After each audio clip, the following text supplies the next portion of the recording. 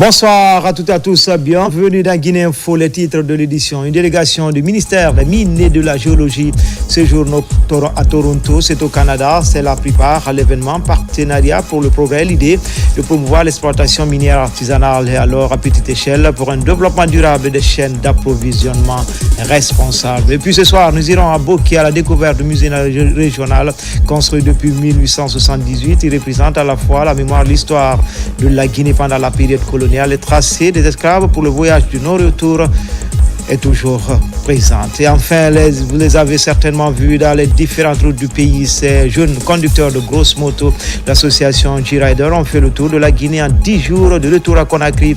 Ils se sont retrouvés pour tirer les enseignements. Voilà pour le sommaire. Encore une fois, bonsoir à tous et bienvenue dans cette édition d'information. Tout d'abord, ce décret de 2025-0024 PRG CNRD SGG portant nomination de haut cadre au ministère de l'Agriculture et de l'élevage. Le président de la République, vu la charte de la transition, décrète. Article 1er. Les cadres dont les prénoms et noms suivent sont nommés dans les fonctions ci-après. Conseil économique, M. Mamadi Blé Camara, précédemment auditeur comptable et financier au cabinet auditeur associé en Afrique, Guinée. Inspecteur général, M. Moustapha Sandiana Camara, précédemment inspecteur général adjoint au ministère de l'Agriculture et de l'Élevage.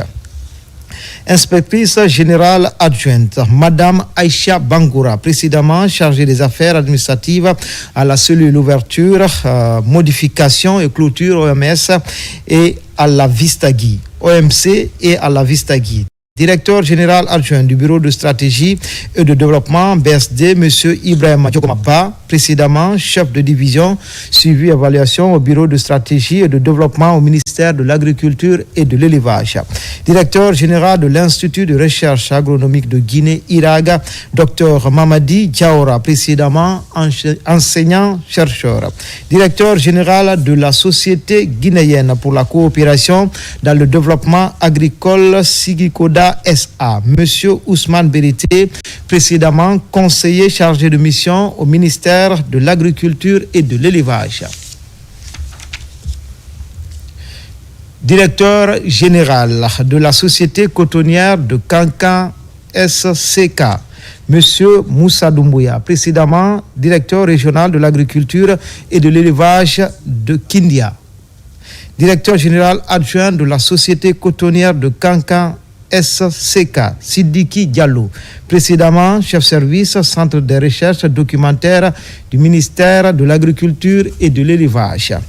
Directeur général adjoint de la Société cotonnière de Kankan, SCK, Sidiki Diallo, précédemment chef service centre de recherche documentaire du ministère de l'Agriculture et de l'Élevage. Directrice nationale du service de promotion rurale et du conseil agricole, Serproca, Madame Aïssata Yatara, précédemment conseillère régionale de la Confédération nationale des organisations paysannes de Guinée, en Basse-Guinée. Directrice générale du Fonds de développement agricole FODA, Madame Mariam Koli, précédemment directrice de l'audit interne à la Banque de développement Charter Afrique, Nairobi, Kenya. Directrice générale adjointe du Fonds de développement agricole FODA, Madame Safia Toubari, précédemment coordinatrice de projet au ministère de l'Agriculture et de l'Élevage. Directeur général adjoint du Fonds de développement de l'élevage, Fondel, Monsieur Farah François Ifono, précédemment directeur général du Fonds, directeur général adjoint du laboratoire central vétérinaire diagnostique. Directeur général de l'Agence nationale des statistiques agricoles ANASA, Monsieur Sidiki Sissé, précédemment directeur de développement méthode statistique, études et suivi de l'Agence nationale de la statistique agricole et alimentaire. Directrice générale adjointe de l'Agence nationale des statistiques agricoles ANASA, Madame Asma Diallo, précédemment experte nationale suivi évaluation au programme des Nations Unies pour le développement. Directrice générale adjointe de l'Agence nationale des statistiques agricoles ANASA, Madame Asma Diallo, précédemment experte nationale suivi évaluation au programme des Nations Unies pour le développement PNUD. Directeur général de la Société guinéenne de palmier à huile Evia Sogipa, M. Julien Dramou, précédemment conseiller chargé de l'analyse économique au ministère des Transports. Directeur national adjoint du service national de conditionnement des produits agricoles, M. Muntaga Diallo, précédemment chef de département valorisation des cultures vivrières et d'exportation au ministère de l'Agriculture et de l'Élevage. Directeur général adjoint du laboratoire central vétérinaire de diagnostic, M. Moïse Bendaoutolno, précédemment chef du laboratoire régional vétérinaire de Nzérokouri. Directrice régionale de l'agriculture et de l'élevage de Kindia, Madame Doussoularé, précédemment opératrice agricole. Directeur général de l'agriculture et de l'élevage de Bokeh, M. Khalil Doumbouya, précédemment chercheur et encadreur à Velop, Hannover, logistique vétérinaire, Allemagne. Directeur régional de l'agriculture et de l'élevage de l'Abbé, M. Mamadou Salou Dodieng, précédemment directeur régional adjoint de l'agriculture et de l'élevage de l'Abbé. Directeur régional de l'agriculture et de l'élevage de Kanka, M. Abakar Kaba, précédemment responsable de composantes au projet bassin arachidier de Dabola. Directeur préfectoral de l'agriculture et de l'élevage de Bokeh, M. Habib Thiam, précédemment directeur préfectoral de l'agriculture et de l'élevage de Dabola. Directeur préfectoral de l'agriculture et de l'élevage de Gawal, M. Amara Kondé, ingénieur agronome, précédemment en service à la direction nationale de l'agriculture. Directeur préfectoral de l'agriculture et de l'élevage de Koundara, M. Jacques Kamano, précédemment directeur préfectoral adjoint de l'agriculture et de l'élevage de Koundara.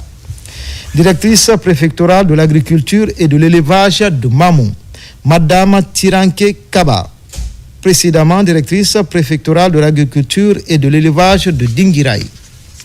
Directeur préfectoral de l'agriculture et de l'élevage de Pita, M. Mamadou Wouriba, précédemment directeur préfectoral adjoint de l'agriculture et de l'élevage de Pita. Directeur préfectoral de l'agriculture et de l'élevage de l'Abbé, M.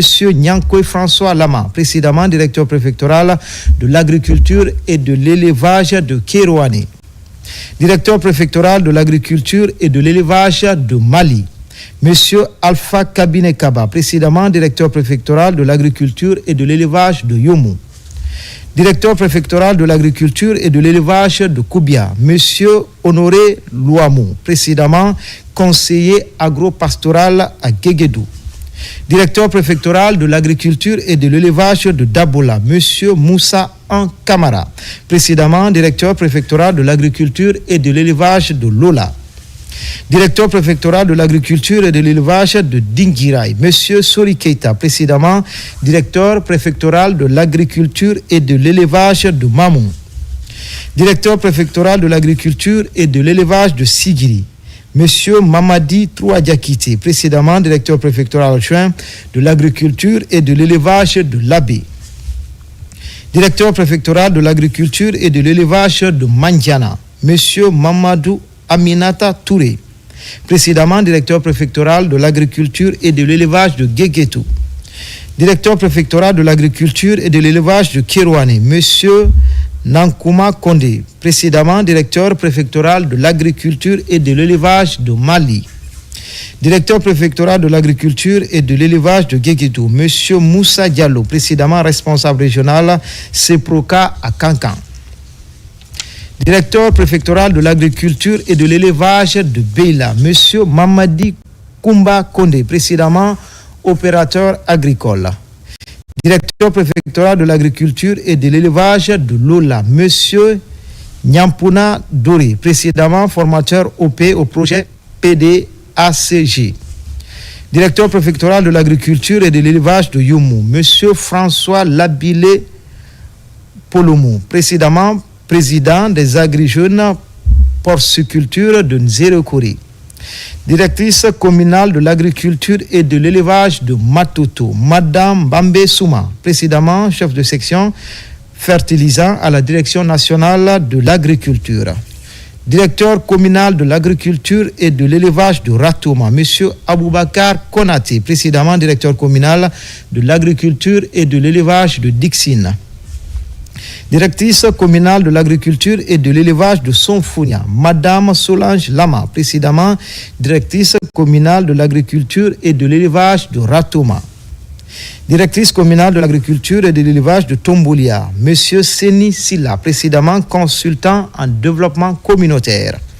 Directrice communale de l'agriculture et de l'élevage de Bessia, Madame Fatou Diop, ingénieure agronome, précédemment en service à la Direction nationale de l'agriculture. Directeur communal de l'agriculture et de l'élevage de Lambagny, M. Souleymane Diallo, ingénieur agronome, précédemment contractuel au service JAR et Équité. Directrice communale de l'agriculture et de l'élevage de Sanoya, Madame Madoussou Doré, ingénieur agronome, précédemment en service à la Direction nationale de l'agriculture. Directeur communal de l'agriculture et de l'élevage de Kabylie, M. Saïdou Nabi, ingénieur agronome, précédemment en service à la Direction nationale de l'agriculture. Article 2, le présent décret qui abroge toute disposition antérieure contraire prend effet à compter de la date de sa signature et sera enregistré au public au journal officiel de la République Conakry le 3 mars 2025. Général Mamadi Doumbouya. Dans l'actualité ce soir, c'est fait. La Guinée a désormais son document de politique étrangère. Il a fallu plus de 3 jours pour y arriver. C'est un guide complet qui traite de la diplomatie et la position de la Guinée sur des questions importantes à l'échelle internationale. Marie-Angélique Bangoura. C'est le tout premier document de politique étrangère de la République de Guinée. Il est élaboré grâce à la vision du président de la République, le général Mamadi Doumbouya, qui veut rompre avec une pratique improvisée du métier. Pendant plus de 3 jours, des praticiens de la diplomatie, anciens ministres et ambassadeurs, ainsi que des universitaires et cadres du ministère des Affaires étrangères ont croisé leurs réflexions pour obtenir ce document. Une 60aine de pages qui abordent toutes les dimensions des relations internationales. La compréhension des agents diplomatiques, ceux du ministère des Affaires étrangères, ont eu une attitude de convivialité et de sérénité telle que il était facile pour nous qui sommes extérieurs au service, qui n'avons pas élaboré le document de base, de formuler quelquefois des critiques, quelquefois des propositions. Le document qui a été préparé par le ministère des Affaires étrangères, sans être parfait, était de très grande qualité. À juste raison, donc, nous nous sommes contentés d'élaguer le document quand il y avait une idée qui était exprimée et que de longs commentaires suivaient. On a estimé que le texte s'explique de lui-même et que les commentaires, parfois, on pouvait s'en passer. Nous avons donc élagué le document et en plus, on a ajouté des dates et précisé les lieux quand c'était nécessaire. La Guinée ne fera plus de navigation diplomatique à vue.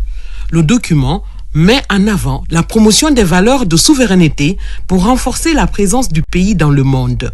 Une démarche qui s'articule autour de quelques axes clés. Les commissions ont travaillé sur l'histoire de la diplomatie guinéenne, la définition des principes fondamentaux qui guident notre politique étrangère. Elles ont mis en avant les valeurs de souveraineté, de coopération internationale, de multilatéralisme et de promotion de la paix. Les recommandations incluent un renforcement de la présence de la République de Guinée dans les organisations et institutions internationales et un engagement accru dans la diplomatie préventive. Nous avons entendu que ces axes prennent en compte toutes les dimensions de la diplomatie, que ce soit la diplomatie au niveau politique, la diplomatie au niveau économique, la diplomatie au niveau de la préservation de l'environnement, mais la diplomatie culturelle dans laquelle la Guinée a longtemps rayonné dans le monde. Et je me réjouis que toutes ces dimensions aient été prises en compte dans ce document de politique. Et nous espérons que sa mise en œuvre par le gouvernement de la République de Guinée permettra de renforcer l'élan de la diplomatie guinéenne. Ce document est donc un ensemble de normes pour orienter le travail de tous les jours des diplomates. Il se propose de défendre les intérêts de la Guinée et des Guinéens dans le monde. Le document que vous venez d'élaborer sera présenté et adopté par le gouvernement et soumis au Conseil des ministres à la haute attention de Monsieur le Président de la République pour que pour la première fois notre pays dispose d'un tel document de haut niveau dans le domaine de la diplomatie. Nous sommes un pays jeune, mais à l'échelle de l'Afrique, nous sommes un pays vieux. Dans le domaine de la libération du continent africain, nous sommes un vieux pays, un pays d'expérience. Aujourd'hui, une nouvelle ère s'ouvre en Guinée avec notre président. Et vous voyez bien que c'est en se basant sur le passé et le présent que l'on peut bien construire le futur. Après le test de la rédaction et de sa rélecture, le présent document de politique étrangère sera soumis à toutes les instances nécessaires pour sa validation. La pratique du métier de diplomate va alors entrer dans une nouvelle ère. Et puis ce communiqué de la présidence de la République de Guinée, solidarité du président de la République, son Excellence général Mamadi Doumbouya, à l'occasion du mois de Ramadan et du carême chrétien. Dans un esprit de partage et de solidarité en cette période sacrée, la présidence de la République est heureuse d'annoncer que son Excellence le général Mamadi Doumbouya, président de la République, chef de l'État, offrira des déjeuners de rupture aux fidèles de la grande mosquée Faisal et de la cathédrale Sainte-Marie tout au long du mois de Ramadan et du carême chrétien. En ce mois de recueillement et de prière, le président de la République adresse à tous ses vœux de paix, de santé et de prospérité. Que Dieu bénisse la Guinée et ses citoyens. Conakry le 3 mars 2025, général de division Amara Kamara. Et puis le ministre secrétaire général des Affaires religieuses, Elhadji Karamo Diawara, a le grand plaisir et l'insigne honneur d'informer la brave population croyante de Guinée de l'organisation de la 43e édition du concours national de lecture, de mémorisation et d'interprétation du Saint-Coran sous le haut patronage de son Excellence le président de la République, chef de l'État, chef suprême des armées, général d'armée Mamadi Doumbouya, du 5 au 12 mars 2025. Vous êtes cordialement invités à prendre part aux cérémonies d'ouverture et de clôture, respectivement le 5 mars 2025 à l'hôtel Kalouma et le 12 mars 2025 au Palais du Peuple à 9h. Le ministre secrétaire général des Affaires religieuses, Elhadji Karamo Diawara. Le ministère de l'enseignement technique et de la formation professionnelle à travers l'AKIP s'emploie pour outiller les jeunes afin de favoriser leur intégration dans le tissu économique, d'où le lancement ce mardi d'un programme visant à accompagner l'insertion professionnelle des talents juniors, un programme qui va permettre à de nombreux jeunes de renforcer leur capacité à recherche d'emploi et la création des réseaux professionnels. Plus de détails avec Thierno Ousmane Diallo. Élément clé du dispositif de l'État en matière de promotion de l'emploi, l'AGIP lance son programme d'accompagnement à l'insertion professionnelle des talents juniors. Un programme qui permettra dans un premier temps à 150 jeunes de bénéficier d'un encadrement pour disposer de connaissances nécessaires afin de faire valoir leurs compétences sur le marché de l'emploi. 3 modules jugés comme fondamentaux leur sont appris. Le premier module aujourd'hui, comme vous pouvez le voir, c'est le personal branding. Après, on va avoir un autre module sur comment mieux faire son CV, sa lettre de motivation, comment mieux se vendre lors d'un entretien. Et un dernier module sur comment rechercher efficacement un boulot en Guinée et ailleurs. Et l'importance aussi du networking. La vision de l'AGIP est salutaire parce qu'elle prépare mieux les jeunes diplômés Donc, elle les donne tous les outils nécessaires, toutes les connaissances nécessaires, donc, afin d'être vraiment crédible sur le marché d'emploi. Avec les chantiers en cours dans le pays et les perspectives d'emploi qui s'annoncent dans le cadre du programme Simandou 2040, la GIP multiplie les initiatives pour mieux préparer les jeunes. Derrière ces formations, des partenariats sont noués avec les entreprises pour faciliter l'insertion socio-professionnelle. Aujourd'hui, vous savez que le programme Simandou, autour du programme Simandou, le centre principal, c'est la création de l'emploi. Ce programme-là est fait pour non seulement la population guinéenne, donc il faudrait non seulement au niveau de la population guinéenne assurer une formation professionnelle, une formation qualifiée pour que les besoins en emploi futurs qui vont se créer, pour que les Guinéens puissent obtenir et se saisir de cela. Cette initiative que pilote la GIP et qui va durer 2 semaines s'inscrit dans une démarche globale entreprise au ministère de l'Enseignement technique, de la formation professionnelle et de l'emploi pour réaliser l'ambitieux programme accéléré de création de 20 000 emplois ciblant spécifiquement l'insertion dans le secteur privé et dans la promotion de l'auto-emploi. Entrepreneur féminin avec le lancement d'une nouvelle plateforme de promotion de l'emploi jeune à Conakry. Il s'agit de DK Prestations Multiservices, une jeune entreprise portée par une Guinéenne de la diaspora qui compte investir au bercail. Ngadi Keita, c'est son nom. Elle entend ainsi jouer sa partition dans le développement de sa Guinée natale. Images et commentaires, Alfaya Yassila. Le domaine de la prestation de services est devenu un instrument de développement socio-économique avec lequel la jeunesse peut facilement s'exprimer pour son épanouissement personnel. Voilà le but de la création de cette ONG 2K Prestations Multiservices. Elle est fondée par une dame de la diaspora guinéenne en France et 2 jeunes Guinéens. Cette jeune entreprise a pour objectif principal d'accompagner l'État dans sa noble mission de créer l'emploi en faveur des jeunes, surtout les femmes.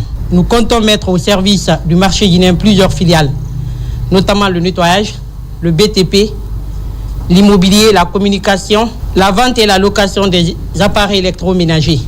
Je me permets de solliciter une franche collaboration et un soutien d'accompagnement de chacun et de tous. Désormais, 2K Prestations Multiservices évoluent dans plusieurs activités, parmi lesquelles la sécurité, la communication. Nous encourageons Ngadi et son entreprise parce que, comme elle a si bien dit, c'est des jeunes qui sont là, qui s'occupent du nettoyage, de la communication, de l'événementiel, de l'électroménager. C'est des espaces qui existent dans ce pays. Et c'est une dynamique qui tient compte de la vision de ce gouvernement d'impliquer suffisamment les jeunes. Celle qui a initié cette entreprise 2K Prestations Multiservices, Ngadi Keita, réside à Nantes, en France. Mais elle s'est dit qu'il vaut mieux qu'elle rentre et qu'elle investisse dans son pays pour créer de l'emploi pour la jeunesse. 2K Prestations Multiservices est située à Dabondi, dans la commune de Matam, sur la route du Niger. Elle emploie une dizaine d'agents. L'Office national de contrôle qualité continue de jeter ses forces dans la bataille pour la sécurité sanitaire des aliments. Elle vient d'outiller 130 de ses techniciens inspecteurs aux méthodes de contrôle qualité selon les normes 17020 et la 17025, avec à la clé la signature des contrats de performance annuels. Abdul Karim Kamara. Par les temps qui courent, pas de répit dans les contrôles pour une sécurité sanitaire des aliments. Et l'Office national de contrôle de qualité ne dort pas sur ses certitudes. Dans un élan d'amélioration continue, les aptitudes de l'Office sont davantage consolidées sur les normes 17020 et 17025 en la matière. Chaque jour, il y a des nouvelles normes, des nouvelles directives. Il faut que les agents puissent s'en approprier. Pour nous, la formation est capitale. C'est une mise à jour continue. C'est ce qui nous permet, en tant qu'organe principal de contrôle de qualité, de jouer pleinement notre rôle. Les chefs cellules communaux et préfectoraux ainsi que les chefs de poste de l'ONCQ dans les frontières ont eu 2 semaines pour s'imprégner de nouvelles exigences, des méthodes modernes dans les laboratoires d'analyse et d'étalonnage et sur les procédures d'inspection. Se jeter comme ça dans l'inspection sans avoir les bases nécessaires, c'est le risque en fait de faire une mauvaise inspection et de souvent accepter de l'eau qui devrait être rejetée. Donc il faut avoir les outils nécessaires pour pouvoir faire une bonne inspection afin de pouvoir au mieux témoigner de la qualité en fait des produits qui rentrent sur le territoire en fait guinéen et même ceux qui sont produits aussi localement. Il y a beaucoup de choses que nous avons appris et donc ça va nous permettre à l'avenir de faire le travail mieux qu'avant. Avec l'aide de la direction, nous allons encore mieux faire. En tout, ils sont 130 agents, dont 90 inspecteurs qui seront désormais tenus au résultat par le ministère du Commerce, Industrie et PME. La mission qui vous attend est d'une importance capitale. Il s'agit de garantir des denrées saines et conformes aux normes.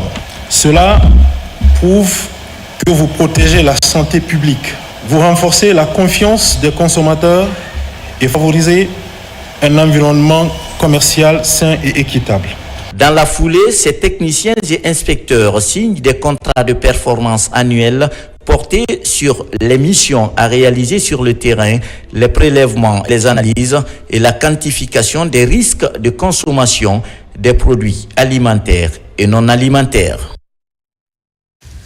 Sur le chenal de la Fatala, les activités minières se poursuivent encore. Nombreuses sont ces sociétés qui expédient la bauxite dans les navires vers les tranchées. Pour mieux contrôler ces activités, l'Agence nationale d'aménagement des infrastructures sur le terrain pour une mission d'inspection en ligne de mire, freiner la fraude pour améliorer les recettes de l'État dans ce secteur porteur de l'économie nationale. Abakar Diaby, Souleymane Kaba.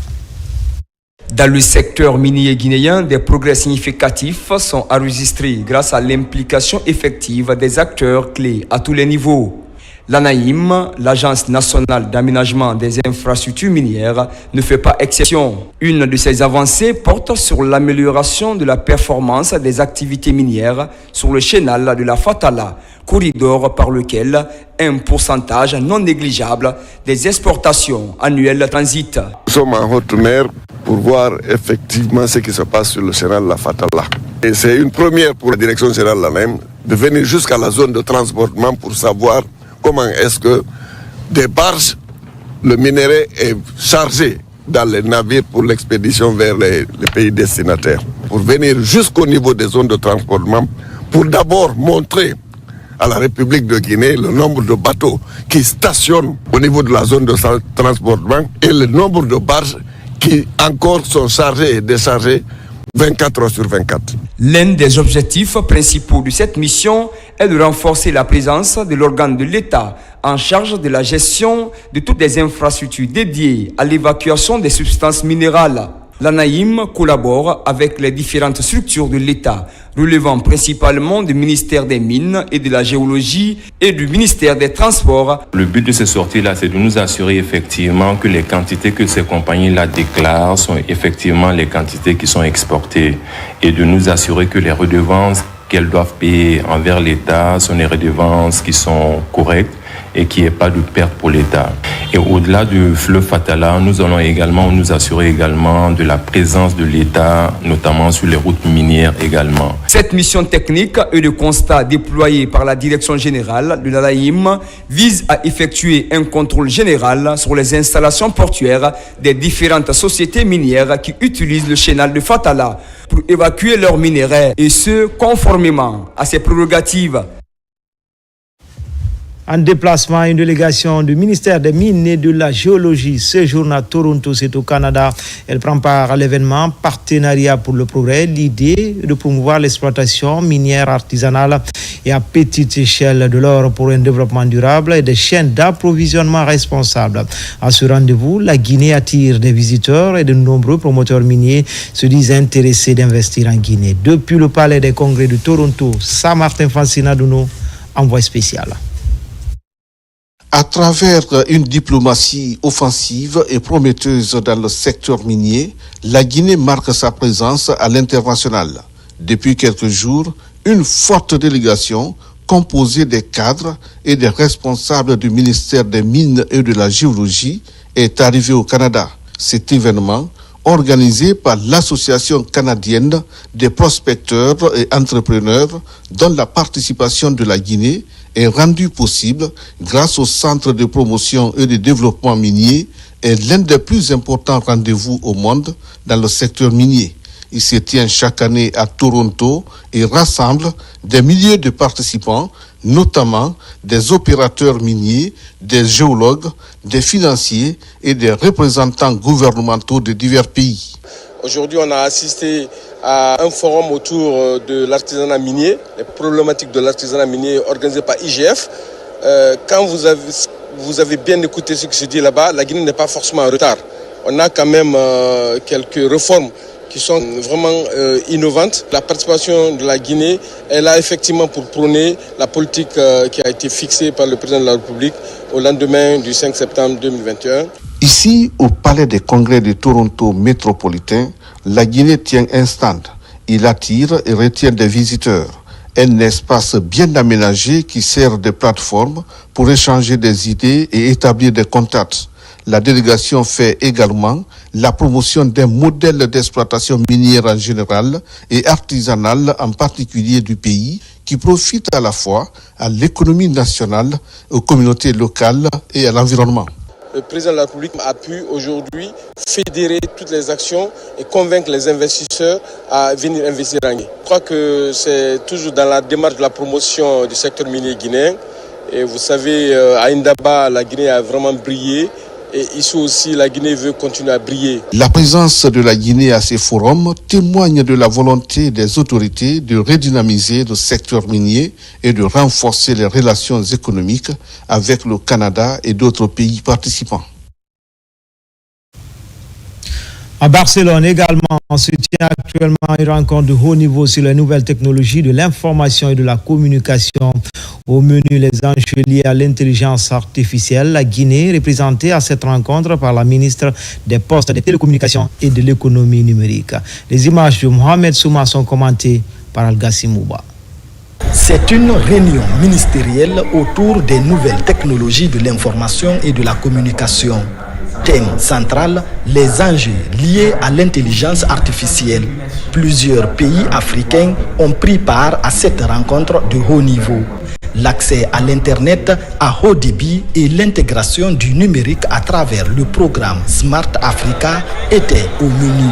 Aujourd'hui en Guinée, des actions concrètes que nous sommes en train de mener, c'est d'abord de multiplier les initiatives de création de data centers, donc avoir cette souveraineté nationale de données. Nous sommes en train de finaliser la mise en place de notre centre national de données, faciliter la circulation des données, créer moins de temps de latence et espérer qu'on irait vers le IXP africain pour réduire les coûts. Au cours de cette rencontre, des stands ont été installés pour promouvoir le numérique sur le continent africain.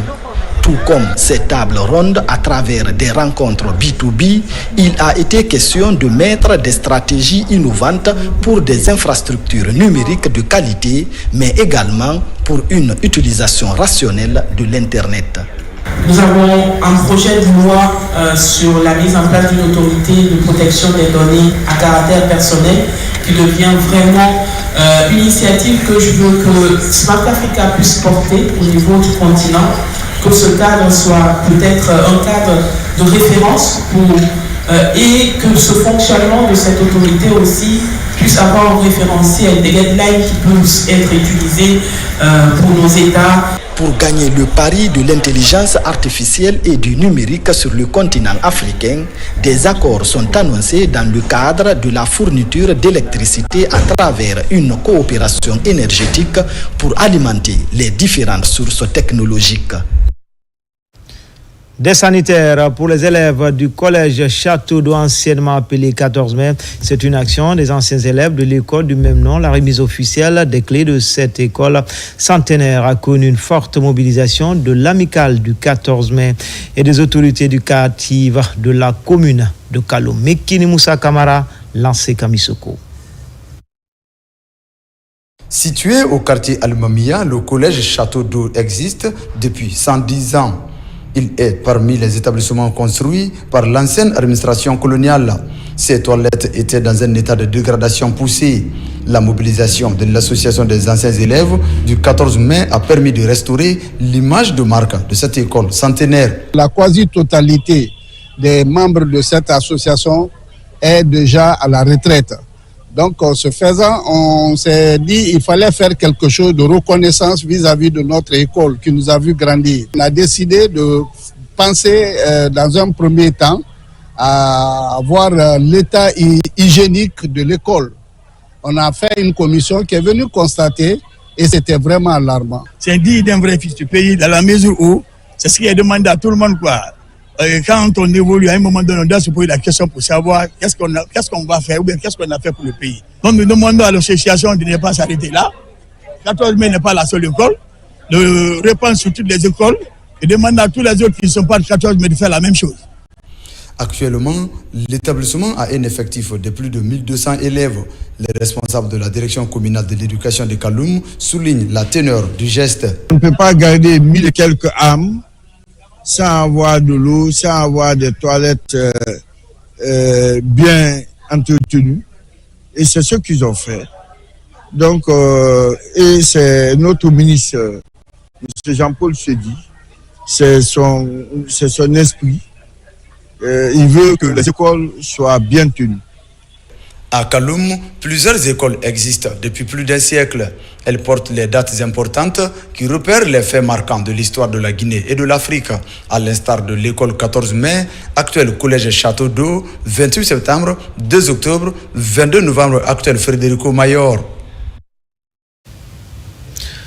À 50 km de Conakry, Koya est la localité choisie cette année par le Lions Club Montloura pour célébrer la journée mondiale de l'audition. Au cours de cette célébration, les populations locales ont bénéficié de consultations gratuites en ophtalmologie à Noël. Plusieurs patients ont été également pris en charge par des spécialistes dans ce domaine méconnu du grand public. Souleymane Kondé, Tcherno Maroufba. À l'unité ORL de l'hôpital préfectoral de Koya, la journée mondiale de l'audition est célébrée dans un contexte de consultation gratuite sur les troubles auditifs et en ophtalmologie. À cette journée, des spécialistes dans ces deux domaines ont chacun consulté plusieurs enfants et adultes qui présentent des signes liés à un problème de l'oreille et de la vue. Je suis venu me faire consulter et je n'ai rien payé. Après la consultation, j'ai reçu des conseils par rapport à mon œil qui me fait maintenant mal depuis des années. Tout le monde est concerné pour les problèmes d'audition et de la vue. Mais plus particulièrement pour la cataracte, s'il faut citer cela, pour la vue, c'est les personnes âgées concernées. Mais en ce qui concerne les troubles de l'audition, c'est les enfants à bas âge qui sont les plus concernés parce que ce sont ces enfants qui parfois naissent sans qu'on ne sache qu'ils sont malentendants. Portée par le Lions Club Montloura, cette journée de consultation gratuite sur ces deux organes est inscrite parmi les axes prioritaires de cette organisation à vocation humanitaire. L'enjeu de cette gratuité vise à offrir des soins de qualité à la population de Koya. Au niveau du Lions Club, la surdité et la cécité constituent des œuvres majeures. Donc nous avons voulu jumeler les deux. Donc la consultation et les soins gratuits qui se sont déroulés aujourd'hui là, c'était au compte non seulement de l'ORL, au compte de la surdité, mais aussi de l'ophtalmologie pour tout ce qui est trouble de la vue. Nous sommes ici à Koya aujourd'hui pour dépister, sensibiliser et soigner certaines pathologies liées à la vue et à l'ouïe. Selon les spécialistes, les maladies de l'oreille sont provoquées en majorité par la génétique et des autres causes à 60%. Il s'agit des infections comportementales comme la consommation de certaines drogues qui peuvent altérer l'audition. Institué à partir de la conférence Tolérance zéro face aux mutilations génitales féminines tenue à Addis Abeba en 2003 sous la houlette du comité interafricain, la journée internationale de lutte contre les MGF est célébrée en différé dans la préfecture de Kissidougou. À cette occasion, une marche citoyenne est organisée allant de l'hôpital préfectoral à la mairie par les organismes de défense des droits des filles soutenus par Plan International Guinée. Lancé Kamisoko, Mohamed Lamine Diallo. Entériné par les Nations Unies à travers son Conseil économique et social, la Journée internationale de la tolérance zéro à l'égard des mutilations génitales féminines vise à intensifier les actions contre cette pratique afin de l'éradiquer complètement dans nos sociétés. En Guinée, les efforts consentis par le gouvernement et ses partenaires ont permis de fléchir la courbe ces dernières années. Le taux de prévalence chez les jeunes filles de 0 à 14 ans est passé de 45,5% en 2012 et de 39% en 2018 à 6,5%. Quant à la tranche de 15 à 49 ans, on est passé de 97% en 2012 à 94,5% en 2018, soit une baisse de 2,5%. La commémoration de cette journée à Kissidougou est une opportunité pour les autorités d'interpeller les parents et les religieux sur la nécessité d'une action concertée afin de gagner ce pari. La journée est célébrée cette année sous le thème accélérer le rythme, relancer les alliances et créer des mouvements pour mettre fin aux mutilations génitales féminines et l'excision dans le cadre des objectifs de développement. Pour renverser cette tendance dans notre pays, il faut une synergie d'action de tous ceux qui sont impliqués dans la lutte, à savoir les autorités à tous les niveaux, les familles, les communautés, les leaders religieux. Malgré ces avancées enregistrées ces dernières années dans la lutte contre les mutilations génitales féminines, la Guinée occupe toujours le 2e rang mondial et le 1er en Afrique de l'Ouest.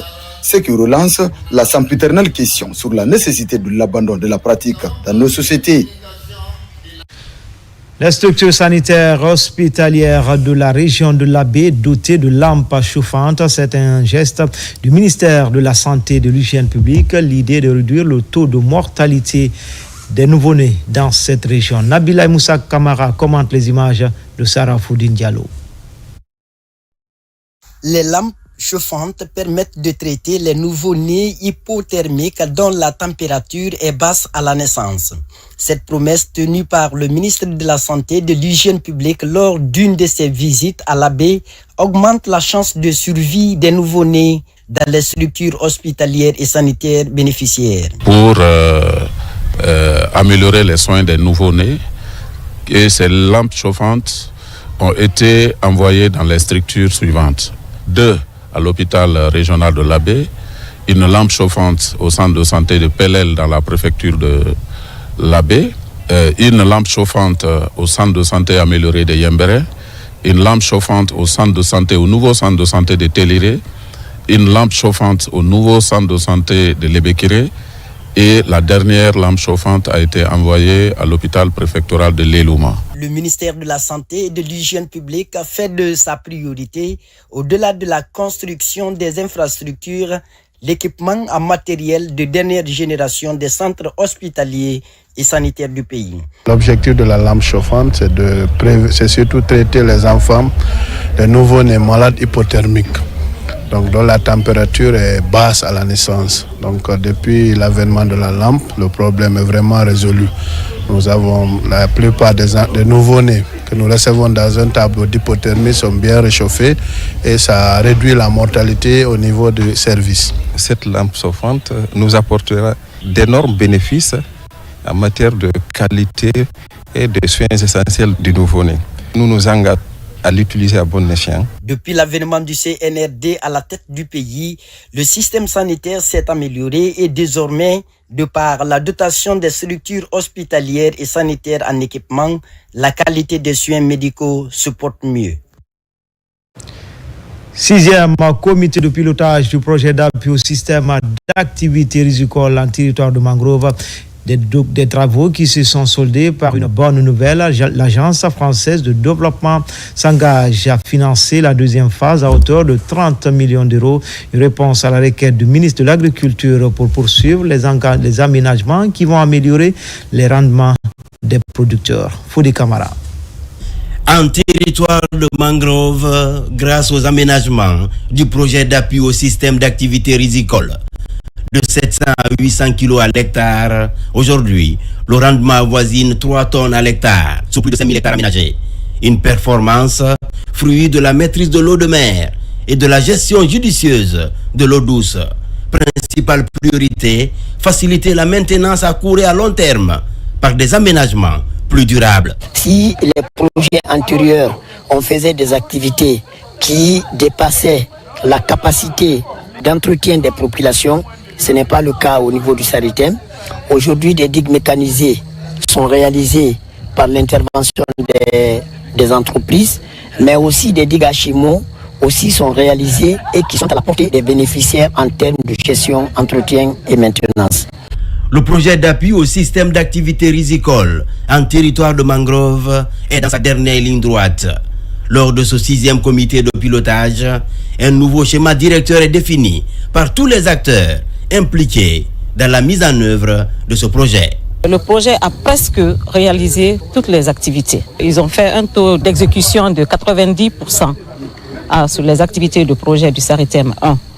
Donc il n'y a pas eu assez de recommandations parce que vraiment ils ont réalisé les activités à temps et puis avec un taux vraiment satisfaisant. Fruit de la coopération franco-guinéenne, cet instrument de développement rural couvre les segments de l'aménagement des terres à la commercialisation par le biais des centres de transformation et de dépôt-vente. Compte tenu des acquis, compte tenu des résultats que nous avons enregistrés dans ce projet, et suite à une demande des autorités de la Guinée, l'Agence française de développement a accepté de financer un Saritem 2 pour pouvoir continuer à développer, continuer à pérenniser les acquis dans ce projet au bénéfice des braves populations qui se situent au niveau de la Basse-Côte, notamment sur la mangrove. Ces mots constituent la bonne nouvelle de ce 6e comité de pilotage. Après avoir financé le Saritem 1 à hauteur de 18 millions d'euros, aujourd'hui, l'Agence française de développement s'engage à injecter 30 millions d'euros dans le Saritem 2. Ceci pour capitaliser les acquis et continuer à alléger les travaux champêtres dans la mangrove. Promotion du monde rural à Katouguma dans la sous-préfecture de Tanene. La joie est immense chez les producteurs de Kakissa et Karbouba. La moisson a été bonne cette année pour les paysans accompagnés par la société UMS. Plus de 200 tonnes de riz ont été présentés aux partenaires et à la population locale. C'est dans le cadre d'un projet risicole qui vient de prendre fin. Moussa Namina Keita, Mamadi Terna Kamisoko. Dans le bassin agricole de Katouguma, après une année de travail acharné, la population locale et la société UMS célèbrent ensemble une année de réussite sans commune mesure. Le projet agricole de Katouguma a permis d'accompagner 37 paysans producteurs en intrants agricoles, en semences et en nouvelles techniques culturelles simplifiées. Les résultats sont au-delà des attentes avec une récolte record de plus de 200 tonnes de riz. Ce projet a permis d'accompagner 37 producteurs en leur fournissant un appui en entrant agricole, un renforcement des capacités et des équipements modernes. Ces actions ont favorisé une augmentation significative des rendements, avec une production totale de 233,7 tonnes de riz sur 3 zones d'intervention. Et au vu des potentialités existantes dans cette zone, n'est-ce pas, et UMS s'est donné l'engagement, n'est-ce pas, d'aider et de promouvoir l'entrepreneuriat agricole à travers la filière riz. Les nouvelles pratiques agricoles mises en œuvre ont favorisé l'accroissement des rendements. Plus de 3 tonnes de riz ont été récoltées à l'hectare. Et la présentation des nouveaux sacs de riz de Katouguma est une véritable bouffée d'oxygène dans les secteurs de Kakissa et Karbouba. Le début de ce projet en 2024, on était là pour suivre les pépinières avec le technicien. C'est un exemple à suivre par toutes les sociétés minières. Katouguma est une zone agricole par excellence. L'accompagnement continu de ces paysans producteurs avec la maîtrise de l'eau au niveau des digues favorise l'autonomisation des paysans et lutte contre le chômage dans cette localité de la commune rurale de Tanene, dans Boké. Face à la déforestation, des initiatives sont en train d'être prises pour restaurer les forêts et améliorer la résilience des communautés. L'Union internationale de la nature et ses partenaires accompagnent les populations paysannes de certaines localités de Forêt-Caria dans ce sens. Les détails avec Nabi Kamara. 18 groupements féminins de 11 villages des communes rurales de Moussaya, Alasoya et Madinaoula sont les bénéficiaires de ce don. Un don composé entre autres de grillages, d'arrosoirs, de cuves à eau, de brouettes, de dabas, de bottes et de manteaux.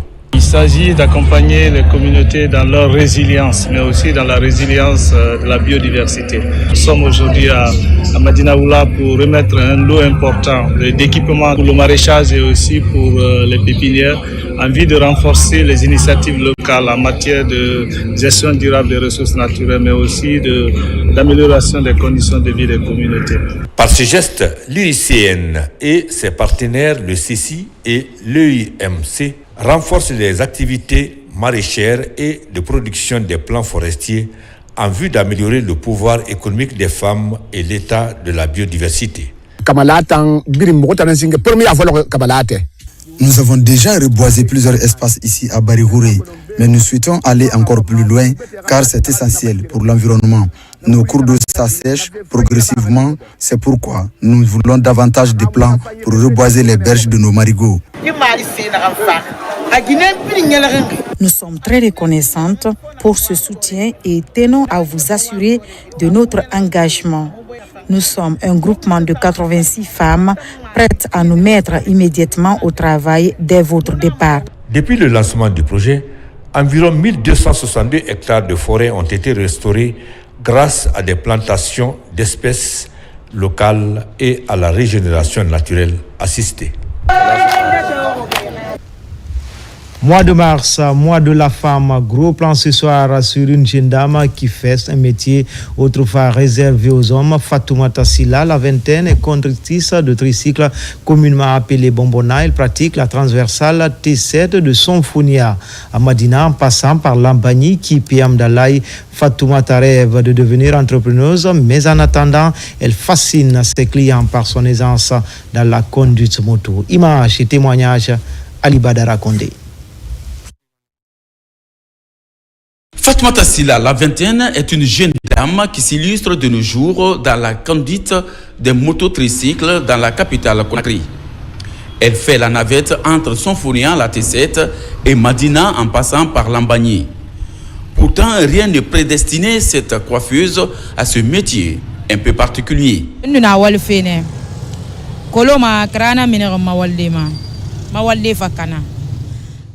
Je travaillais à Koloma. La route avait pris mon salon de coiffure. C'est pourquoi je me suis lancée dans ce métier. Je demande aux autorités de me venir en aide. Après plusieurs mois de chômage, cette mère de 2 enfants s'est lancée dans la conduite des tricycles, aussi appelés Bombona, pour subvenir aux besoins de sa famille. Une initiative rendue possible grâce à l'appui de son époux. Depuis que ma femme elle a commencé de conduire tricycle, je peux dire alhamdoulilah, parce qu'elle m'aide à payer certaines dépenses à la maison. Donc, et parfois, si je n'avais pas de l'argent, elle m'aide aussi de payer la scolarité pour les enfants. Quand tu vois qu'une femme fait ça, c'est qu'elle a beaucoup de courage. Parce que ce n'est pas toutes les femmes qui décident de faire ce que l'homme fait. Donc, quand l'autorité voit que les femmes braves prennent ce courage de conduire comme un homme, de sortir sur la circulation. Depuis 2 ans, Fatoumata Silla exerce cette activité. Au quotidien, elle rivalise d'ardeur dans un monde d'hommes parfois marqué par des intolérances. Toute une satisfaction dans le milieu et chez les observateurs. Les femmes qui font ce métier sont à féliciter. Ces femmes sont à encourager. Aujourd'hui, Fatoumata Silla demande un appui aux autorités ainsi qu'aux bonnes volontés. Elle envisage de créer sa propre entreprise. Entre la Guinée et le Mali, un nouveau projet lancé pour assainir les zones frontalières. Le temps est donné à Kourimali pour s'attaquer aux problèmes d'insalubrité rurale, source de plusieurs pathologies. Des engagements communs sont renouvelés également pour une cohabitation pacifique sur l'axe Conakry-Bamako. RTG Kankan, Djamokaba, Toumani Sira Diallo. À 74 km de Sigiri, la commune rurale de Kourimali, au cœur de cette frontière, Guinéens et Maliens se remobilisent pour réanimer la vie rurale et combattre l'insalubrité. Des mains solidaires soutiennent cette opération d'envergure pour rendre propre la sous-préfecture de Kourimali. Vous savez, le Mali et la Guinée, leur histoire ne date pas aujourd'hui. C'est deux poumons dans un même corps. Si je vois la population aujourd'hui qui sont à la frontière ici de Kourimali et Mali, non seulement il y a le service de défense et sécurité malien et guinéen qui sont là aujourd'hui pour assainir leurs limites. Vraiment, je suis comblé de joie. Nous avons jugé utile de réunir avec nos frères maliens pour qu'ensemble nous puissions faire l'assainissement commun. Il n'y a que la paix à assurer la cohésion sociale. Montrant l'exemple, le préfet incite les habitants à adhérer au projet. La promotion de la cohésion sociale s'invite dans la journée citoyenne pour que règne la paix sur l'axe Sigiri-Bamako. Un combat au quotidien exprimé pour développer la fibre patriotique et la cohabitation pacifique. J'aimerais bien que cette initiative continue, parce que c'est ce qui montre la solidarité, le bien-être et puis le bon vivre sur la frontière. Vraiment, on est tellement soudés et tout ce qui se passe, on s'informe mutuellement. Nous sommes très contents. La paix, c'est nous les frontaliers qui en bénéficient. Les deux pays sont de même et nous soutenons nos deux chefs d'État. Les présidents guinéens et maliens sont félicités pour avoir favorisé un climat social apaisé. Ici, à la frontière guinéo-malienne, la sécurité, la lutte contre la dégradation de l'environnement et l'insalubrité, autant d'objectifs pour soutenir l'action des deux États dans leur mission de sauvegarde de l'intégrité territoriale. Lancement officiel d'un programme de promotion des activités industrielles à Kindia, dénommé Transform. Ce nouveau programme vient accompagner les petites et moyennes entreprises locales à diversifier, mais surtout accroître leur production. C'est un programme de l'Union européenne piloté par le Centre de commerce international qui va durer 4 ans. Ibrahima Souri Kamara, Fanalabaya Kamara. Le concept est nouveau. Il est dénommé Transform. Sa vision, aider les entreprises à forte croissance économique à accroître leur productivité. Pour cette première phase, la zone agricole de Kindia est privilégiée. L'UTC organise le premier atelier à Kindia pour réorienter les acteurs qui sont dans le filière du commerce de produits agricoles et halieutiques. Nous, en tant qu'autorité de la région administrative, nous ne pouvons que saluer, encourager et motiver l'UTC de démultiplier cela à Kindia parce que Kindia en a besoin. Je pense vraiment que ce projet aura beaucoup de réussite et aidera à soulever l'économie guinéenne vers le haut, notamment en créant des emplois durables, en permettant aux entreprises de devenir plus productives, plus compétitives et peut-être même à plus exporter. Lors de la présentation du programme d'emploi pour le développement du secteur privé et de l'industrie, plusieurs fleurons de la transformation industrielle étaient présents. L'idée est de les amener à lutter contre la dépendance économique. C'est un projet qui vise à accompagner les entreprises qui ont un fort potentiel de croissance, qui évoluent dans le secteur de la transformation agroalimentaire et halieutique et qui va justement se poursuivre sur 4 années. Si nous parlons de transformation, la première des choses, c'est l'approvisionnement en matières premières. Dans ce cas, nous avons beaucoup de femmes qui évoluent dans la production de matières premières et qui alimentent ou qui approvisionnent les entreprises de transformation. Ce programme de l'Union européenne, à travers le Centre international du commerce, va s'étendre sur 4 ans et concerne l'ensemble des acteurs évoluant dans la chaîne des valeurs agricoles. Notre reportage grand format de ce soir nous amène à Boki à la découverte du musée régional construit depuis 1878. Il représente à la fois la mémoire et l'histoire de la Guinée pendant la période coloniale. Les tracés des esclaves pour le voyage du nord-retour sont toujours présents, mais pas que. Vous allez le voir, les objets, les cales de torture pour les plus téméraires résistent encore au temps. C'est un pan de l'histoire de la Guinée que nous raconte notre équipe basée dans la région. Younousa Tawel Kamara, Bintou Touré, Mohamed Mara. À quelques encablures de la résidence du préfet se trouve le musée régional de Boké, construit depuis 1878. Un endroit chargé d'histoire. C'est d'ici que René Caille est parti le 27 avril 1827 pour arriver en Algérie en passant par Tombouctou. D'autres résidents guinéens comme Dina Salif Kamara et Alpha Yaya Diallo sont également passés par ce musée. C'est un musée qui occupe un bâtiment historique datant de 1878, réalisé par le commandant de cercle d'alors, parce qu'après la guerre, l'abolition de l'esclavage en 1843, les esclaves clandestins passaient par là. Mais c'est un bâtiment, c'était un fortin dans le temps. Le fortin, petit fort. C'est le petit campement du commandant de cercle d'alors. C'était ici, ils campaient. Pour poursuivre cette découverte, les guides nous ouvrent les portes des différentes salles d'exposition des objets qui datent de la période coloniale.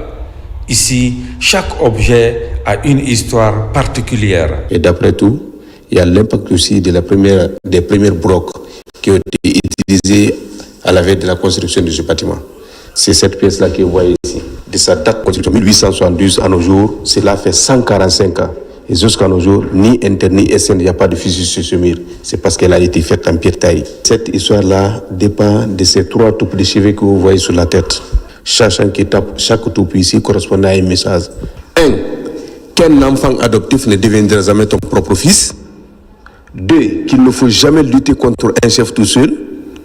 3. Qu'aime beaucoup ta femme, n'est pas la dévoiler tout ton secret. Les fusils que les Européens ont envoyés vers l'Afrique contenaient des échanges. Et nous, nos arrière-grands-parents, ils les ont utilisés comme étant les premiers fusils de chasse africaines, appelés 3 tombés. C'est-à-dire tu tires, la cible tombe, le fusil tombe, toi-même le tireur, tu tombes. Et ici, c'est l'impact de la médecine traditionnelle. Avant l'arrivée des Blancs, il y avait une médecine traditionnelle qui avait la force africaine. Et là, c'est un tabouret utilisé par la communauté Landouma, appelé Dabeti. Il est utilisé sous le moment de la guérison de l'hémorroïde externe. Les souffrants de l'hémorroïde externe, ils s'assoient au-dessus pour se traiter. Ce masque-là fut être utilisé par la communauté Nalou, appelé Kiringi, utilisé sous le moment de la diffusion des messages dans des communautés, village par village. Acte de circoncision, acte de mariage ou être événement. Entendez le son du clavier.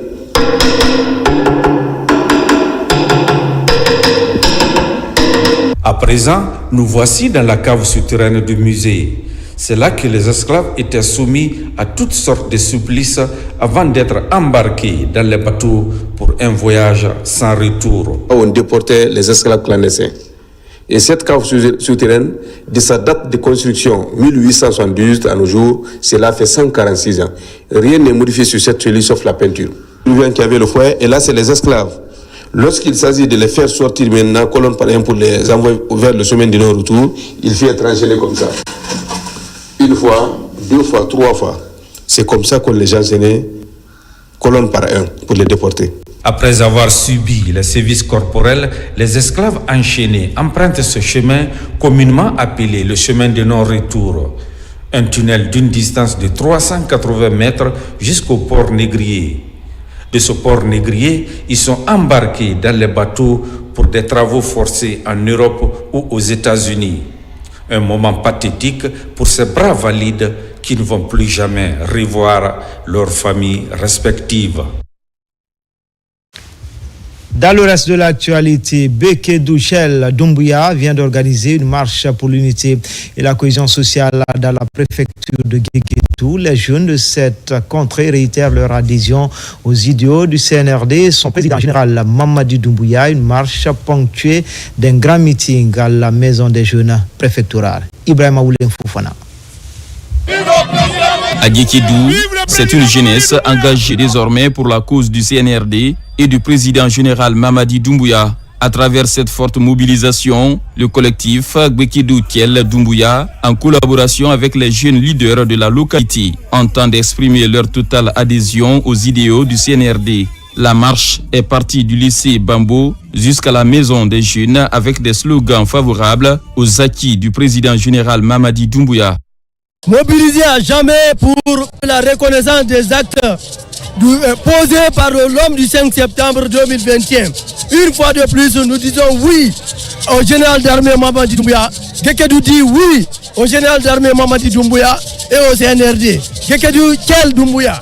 C'est une fierté pour nous, c'est la joie pour nous, pour faire sortir cette population. Ce peuple qui a tant besoin de développement, qui a vu son président, le jeune président Mamadi Doumbouya, qui vient au secours du pays de la Guinée, qui abandonne tout, qui sacrifie sa vie pour le peuple de Guinée. La ville de Guékédou, à l'image des autres villes du pays, adhère au projet de développement dont elle bénéficie. Les jeunes du collectif Guékédou Kiel Doumbouya ont tout au long de la cérémonie véhiculé les messages de paix et de rassemblement pour une Guinée unie. Guékédou Kiel Doumbouya. Parce que c'est Doumbouya d'abord qui a accepté Guékédou, après Guékédou lui a accepté. Tant que nous pensons au bienfait du président de la République, nous allons manifester. Parce que ce qu'il fait, c'est clair.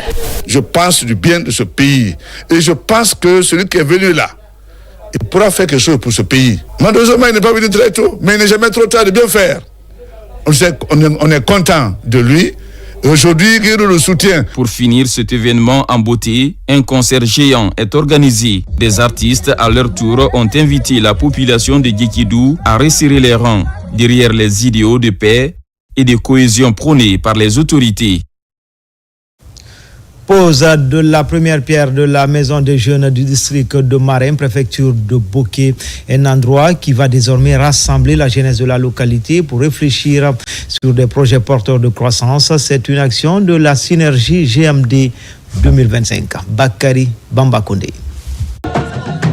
La semaine dernière, le district de Maré, dans la sous-préfecture de Bintimodia, préfecture de Boké, a été le théâtre d'une initiative marquante avec la pose de la première pierre de la Maison des Jeunes, une action symbolique réalisée au nom du chef de l'État, général Mamadi Doumbouya. L'œuvre est publique puisque c'est un centre culturel qui sera ouvert à toute la jeunesse de Maré, mais c'est un symbole, une source d'inspiration pour d'autres communautés, pour d'autres villages. Cela veut dire tout simplement dire que chez nous, nous avons appris très tôt que quand on lave votre dos, vous devez laver le ventre.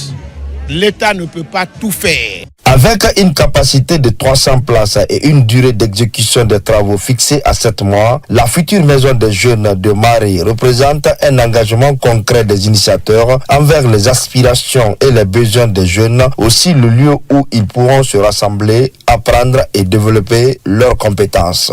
Alors, c'est une grande joie aujourd'hui. Nous avons débuté aujourd'hui les travaux et non seulement nous avons les 2 toilettes pour les hommes et femmes.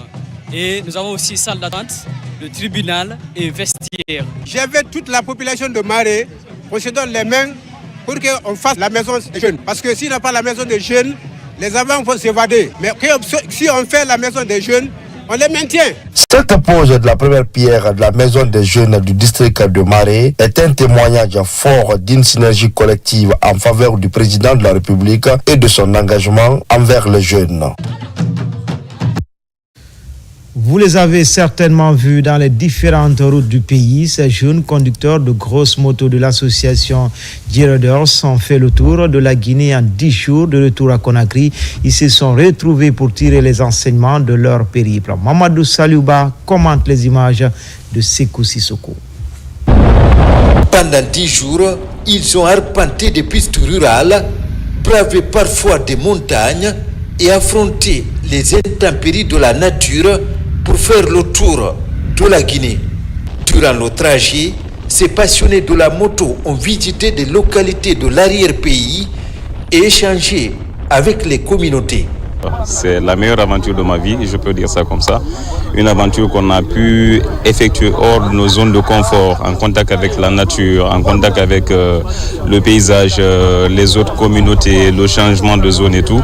On a pu faire les 4 régions naturelles, les 8 régions administratives. On a pu traverser plus de 20 préfectures. Zéré Corée, en passant par Mamou, Farana, Gekedou, Massanta, tout ça. Après de Zéré Corée, nous avons rallié Kankan, mais en ne revenant pas sur nos pas, donc en allant sur les pistes. Tout au long de leur périple, ces motards ont échangé avec les jeunes sur la conduite sécurisée de la moto. De retour à Conakry, ils se retrouvent pour célébrer la réussite de leur parcours. Quand nous passons dans les quartiers, nous voyons l'admiration que les gens ils ont vis-à-vis des motos, des grosses cylindrées. Donc nous profitons de l'occasion effectivement de sensibiliser la jeunesse, les futurs passionnés qui ne sont peut-être pas aujourd'hui en mesure de se procurer de tels engins. On essaye de les montrer au cas si le jour ils ont la chance aussi de s'en procurer, quelle est la conduite à tenir avec pour être en sécurité et mettre en sécurité aussi les autres usagers de la route. Réunis au sein de l'association G-Riders, ces passionnés de la moto se préparent activement pour représenter la Guinée au festival de la moto prévu au Maroc. Enfin, retour sur ce communiqué de la présidence de la République de Guinée, solidarité du président de la République, son Excellence, le général Mamadi Doumbouya, à l'occasion du Ramadan et du Carême chrétien. Dans un esprit de partage et de solidarité en cette période sacrée, la présidence de la République est heureuse d'annoncer que son Excellence, le général Mamadi Doumbouya, président de la République, chef de l'État, offrira des déjeuners de rupture aux fidèles de la grande mosquée Faisal et de la cathédrale Sainte-Marie tout au long du Ramadan et du Carême chrétien. En ce mois de recueillement et de prière, le président de la République adresse à tous ses vœux de paix, de santé et de prospérité. Que Dieu bénisse la Guinée et ses citoyens. Conakry le 3 mars 2025, général de division Amara Kamara. C'est tout pour les infos. Tout le plaisir a été pour moi de vous servir. L'actualité se poursuit sur le www.rtgguinée.fr. Demain pour d'autres actualités sur la Guinée, notre paradis, terre de richesse et d'innovation. Inch'Allah.